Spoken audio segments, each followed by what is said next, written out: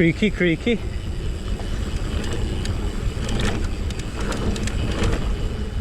Right, just a very quick video just to let you know that the Creak stroke rattle has been fixed.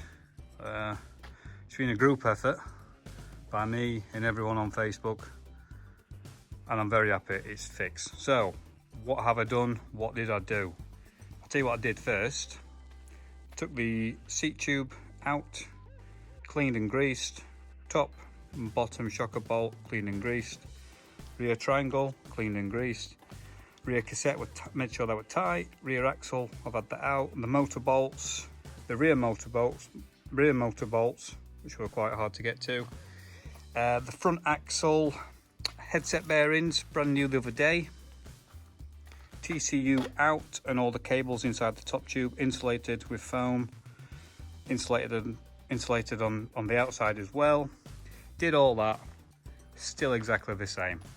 This annoying rattling stroke creak noise, which gradually got worse as I rode along. So I put a post on the Levo and Kenevo group pages,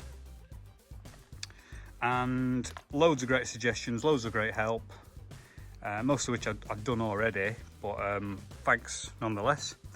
And it was in fact a chap called Mark Dennis, who got in touch for me, and he said, did you remove the stanchions when you did the bearings? I didn't. I just took the top crown off, did the bearings, put them back in.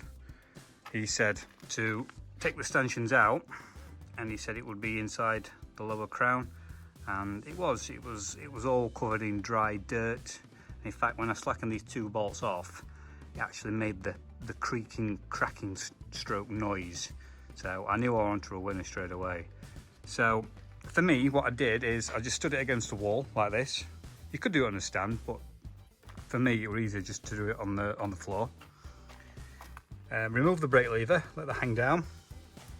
Slacken the lower crown bolts, two on either side, left, right, steerer tube and the star nut bolt. Slackened all that off and slid the stanchions down on both sides, so they were all the way out of the upper and the lower crown.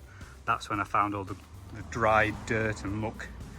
Cleaned all that up, slid everything back into position, making sure they were more or less equal.